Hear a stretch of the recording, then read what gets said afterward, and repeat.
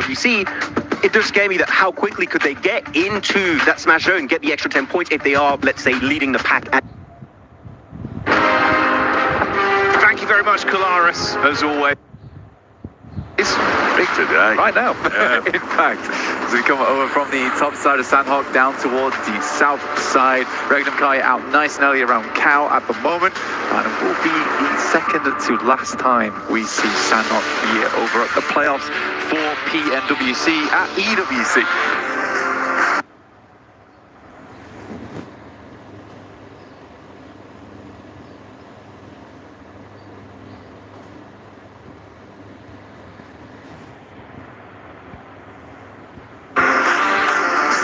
Curious as well, of course, of how things are going to go for some of these squads.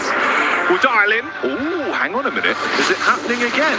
Power Gaming on the drop blank. The back-to-back versus 4Thrives. Yesterday it went very badly for 4Thrives, almost immediately going down with Power coming out on top there. Let's see if 4Thrives can get anything done, because right now they're in 13th place.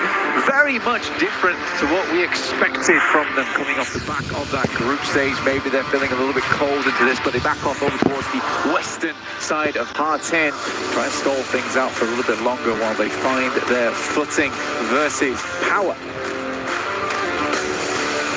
I believe that was nearly a clean sweep last time as well. I think at most they lost one player and then made it out, obviously just completely dismantling the entirety of the 4Thrives roster. But you think about how much that threw a curveball into their day, Blank. Oof. If this happens again here, it could be a crazy start for Power. We'll dial in, we'll see how it develops. Yeah, with the circle as well, heading up towards the northwest side of the map, this fight becomes very, very important, like you say. Al-Haji already taken around about 20% damage here. Sending the shots through with the Tommy. Round and back.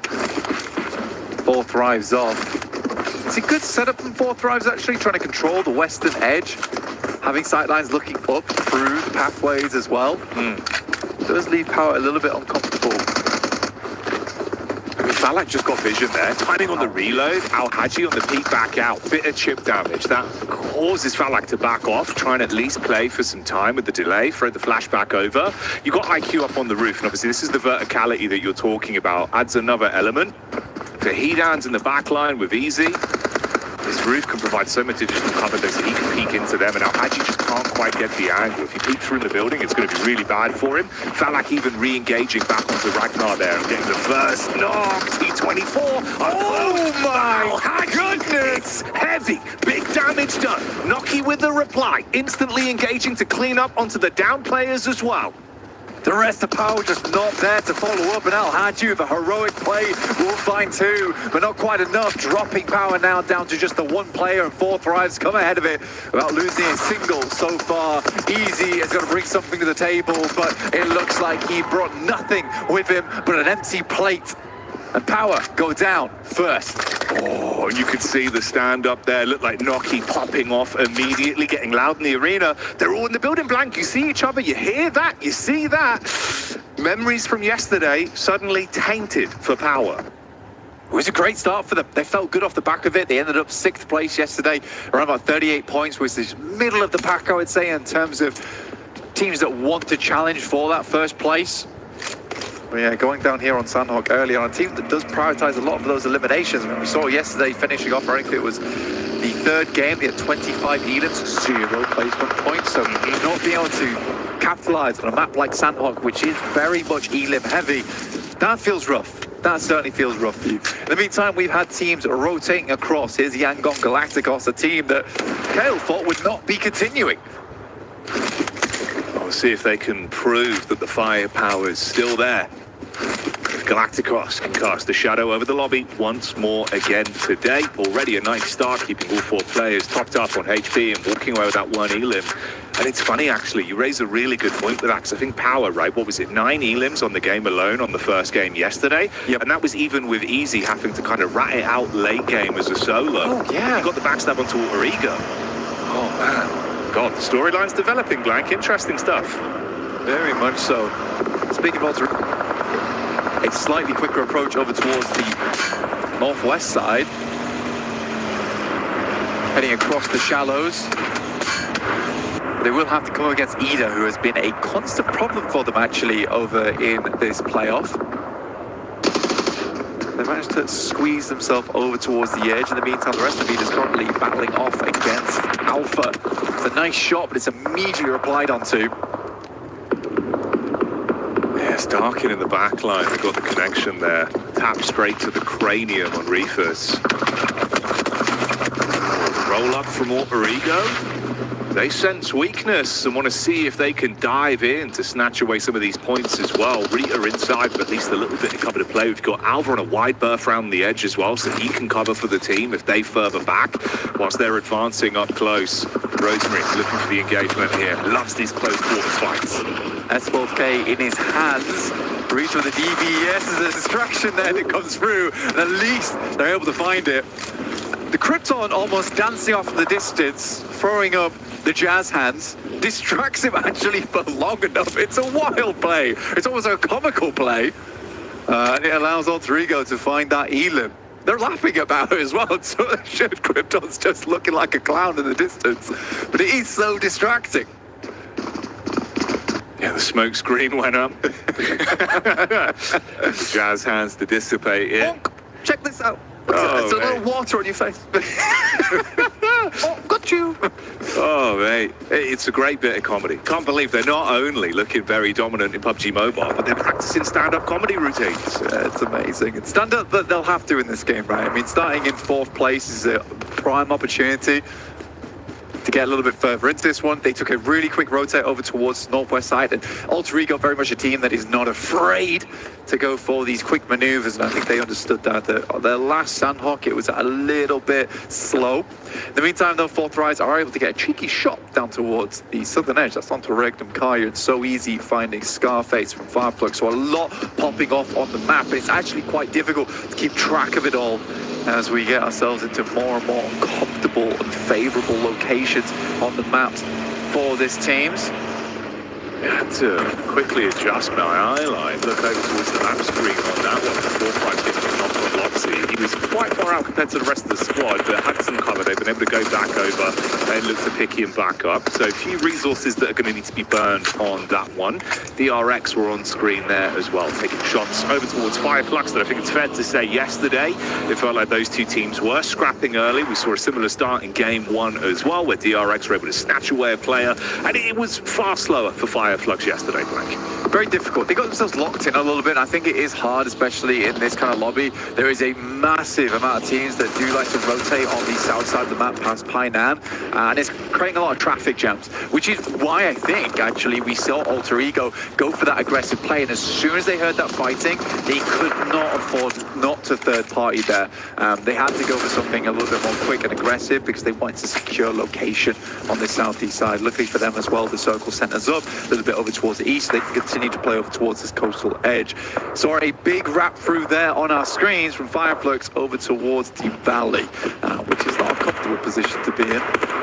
It was uncomfortable in the rotate as well, losing 2 players now in total, and one of them being Scarface. Obviously, Sketch and Carface. Oh, hang on. That's the way you could tie it in. Kind of a jumble up of the letters. Ketch and Scarface. Yeah. Were quite a lethal duo in how they were playing off one another. Instead, obviously, fragmenting that, you take Scarface out of the equation early. Ketch is still up, but I think you need both of them. The way they were playing off one another looked really good. The setups from distance. So we'll see if that comes back to haunt them. If the rough day from yesterday will begin to bleed into today's games. Team Secret here, nade on top. That's Sky from Hora kicking off the engagement. He's got one more remaining. Oh, close nade. A little bit late on the detonation. Team Secret find him. Ready. Sky down and out. Shot back over. No fear, at least catches one. It's a weird engagement from Hora, honestly, getting themselves caught up in the mix of it. This is over towards the north side before they're crossing on that northern bridge to Hatin. I respect the teams that are trying to go for this more often. Yangon Galacticos as well found themselves a knockover towards Regnum Kaya in the midst of all that. Falak has moved down over towards Regnum Kaya, and Loxy replies in kind, sending a nade over his way, signed and delivered. Yeah, curious if we can get vision on that one. Obviously, the Team Secret fight still being elongated here. Bit of a spread bout between the two of them. But that is a bold dive in. I mean, it's classic Falak, right? It feels like if he's presented with an opportunity, he'll try and grab it with both hands. Instantly engaged on there by Regnum Karia, though. He tempted to take the high ground that sits over towards that western side. It's an okay spot. There is a lot of sight lines looking down towards it. And I think Regnum Karia is just pulling themselves off from that angle as well. Now they know that the shot's coming in from the eastern side. It's smart from them. See if Noki's able to pick Falak up again. Regnum Karia might just be baiting that knock. Meantime, Team Secret will go down with No Fear and Sleepy, picking up those final members. Mernat, though, will stick his nose in. Falak finally will bleed out on that north side. Loxy picking up that Elim with the nade. Yeah, and I thought that was the setup there as well. Obviously, you know, leave more time for you to try and run the risk of going to pick up Falak and then lose another player because of it. There's a lot of fighting going on down the side. I'm glad we actually stop in with DRX as well as E-Arena. E-Arena has been impressive. I think it's a team that we didn't expect a whole lot out of, but have actually impressed quite a bit. But Alter Ego are in front of them. This circle is disgusting. This is a really, really horrible circle for a lot of teams. The entirety of the river just encompassing here, a lot of unplayable space. Yes, there's the shallows. Weibo have a member set in stone over towards the island as well. This is grim, dude. Yeah, majority water in the upcoming zones. You've got to get a move on and try and establish some kind of actual safe playground.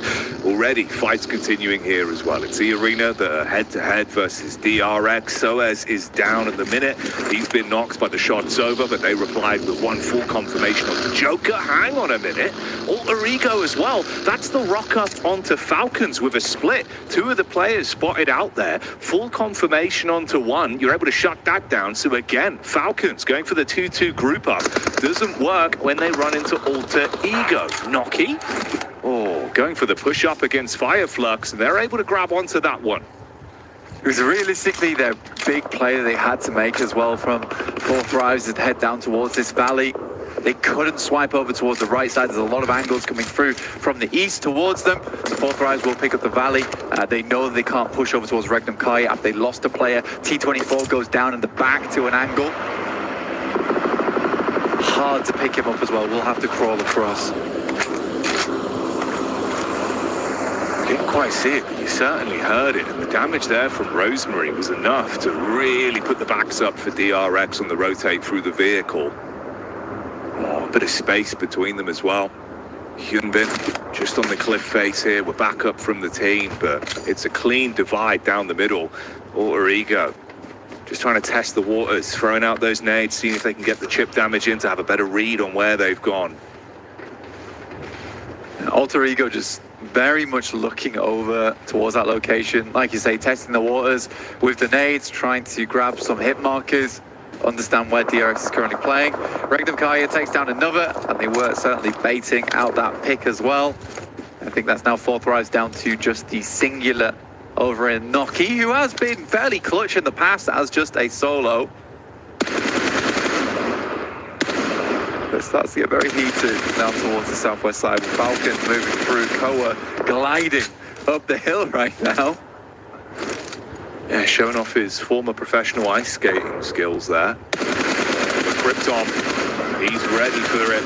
Open ground, no cover, no trees to provide any semblance of protection. So it's an easy burst. And suddenly it goes down to one, just Koa. Obviously, Falcons have preferred to play these fast, slower games on Sandhawk. Ever since they went into that survival stage, something changed. Still, though, you've got teams just throwing you into the carnage in these lobbies. They just don't get to play the way they want to. Non-Shin Red Force even making an appearance over in the Elim feed versus E-Arena, whilst Koa just has to sit and hope. Yeah, Koa's going to get hard. And again, this is the big difference between Falcons and a team like Alter Ego, where the Falcons just took too long to make this cross. Yeah. Alter Ego was much more prepared to take the risk. And I think in the playoffs, especially with Smash ruling, you have to take risks on day one and day two if you want to make it through to the end. This circle actually pushes over towards Boot Camp, actually giving Non-Shin Red Force an area to play on the coastal edge of Boot Camp. I think that is one player going down from Horror, actually. Weibo Gaming with he actually holding his own. Does have a teammate in Suk over towards the western side, so big split coming through from Weibo. It really is only a matter of time until Koa goes down, but you could see the backstab there, at least onto Alter Ego, resulting in one player being knocked. So a bit of a stab up close and personal with the cook on the nade as well. Aura looking to get revenge against Weibo as they push their way up. Cheeky nade could be enough. It's a molly through the window. Set fire to the cover that he's got to work with. Shots in the back line. That's Yangon that are coming in from the side as well. They actually get that full confirmation onto E as he peeks and know about Sleepy. Yangon gets very lucky. Right, up towards the top side. They have had some good elims so far. They've been controlling the zone. That's 4 thrives now out. But for Yangon, this circle is just unheard of, right? It doesn't happen very often, but it's giving Yangon way more time than they necessarily should have had here on a Sandhawk Northwest circle. And they just get to play it out as 4.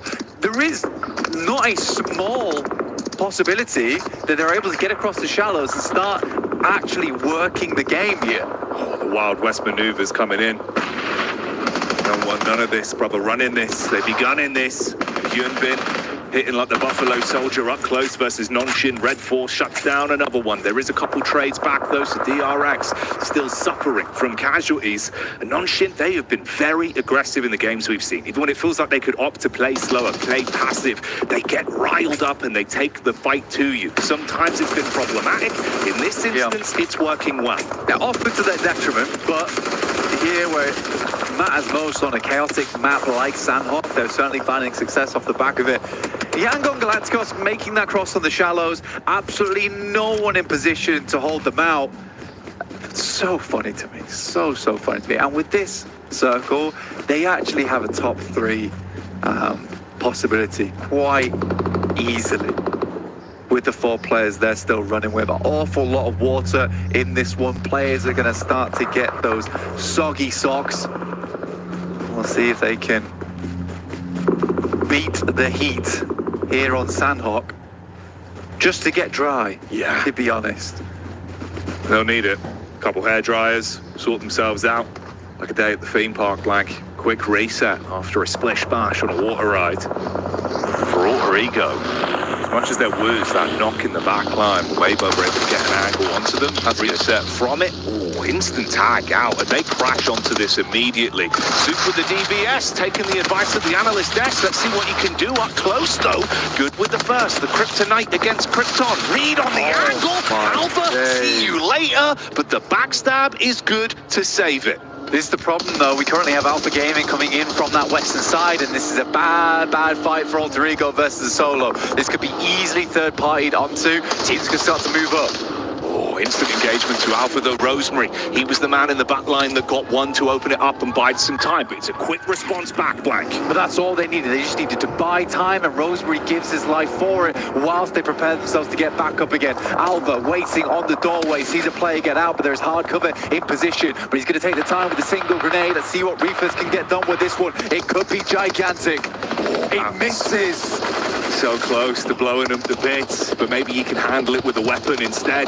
Nonshin on the move up as well, coming round from the ridge side. All of this noise, attracting commotion. Krypton cooks one for the reply. Bounce out the window on the lip. No damage done. Reefus still just waiting for an opportunity to shine. But Alva strikes with the DBS. There is going to be so much fire coming their way, and Alter Ego laid low by Souk with the DBS.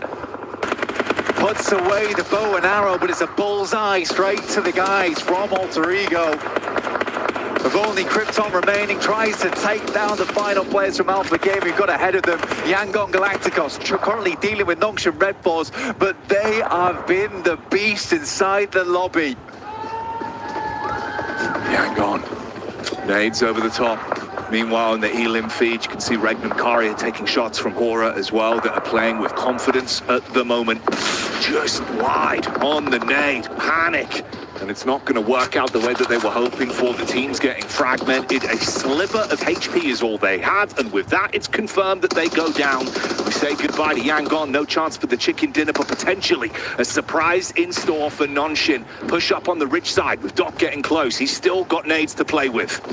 Alpha, the big dogs here, looking to push things further. Currently in 3rd place on the rankings. 2 players to work with.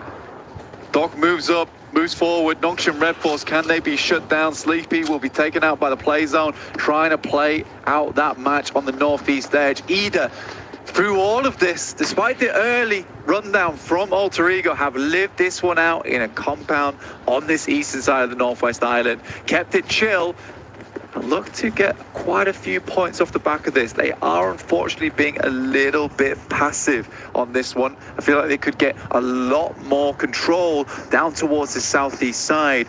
That compound is nice for cover, but look at all this space that they could be taking. So many wide open sight lines and the potential for a lot of these Elim points to be soaked up by a few of the teams that are further ahead as well. When you think about Nongshim Red Force with the game they're playing right now, if they can just roam in, close down on Alpha, there's much more that can be done. I think the thing is for Ida, they're just scared playing as two.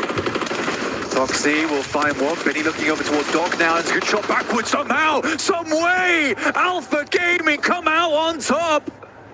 It's an incredible performance from Nongshim Red Force. They're angry, but Alpha's here to calm them down. The simmer pot finally sits tranquil as Alpha Gaming need to keep pushing here. What an incredible performance from Doc. So low HP, but that adrenaline was thumping. Oh yeah, Nongshim seeing red off the back of that one. Disgusting plays. Doc, the doctor is certainly in the house and he's looking to operate this one cleanly. You can buy time for it now. Slow it down a little bit, keep the pressure on. 3 teams, 6 players, 2 on each. It's the battle of the duos. See what kind of dialogue these squads can have with one another going forward. Will it be argumentative? Will it be a complete shutdown? Or will it be a drawn-out conversation? For Alpha, it's the dream scenario with the teams being ushered closer towards them. The zone starts to force you forward. Loxy was always looking for this lockdown sightline over towards Ida. He's able to grab one with the play zone assisting as the third man for the squad of Regnum Karia, and they look to take the fight straight to them. Cheeky peeks on the head. Doc throwing up for the fists. Silas? He can grab it. Silas commits on the drive-in. Instant pickup from Sol, and it's just Loxy left. Leaves it all down to Loxy and Alpha Gaming. Look to put a win on the cards. 2 internationally gifted teams, but it is the squad of killers that will come out on top here.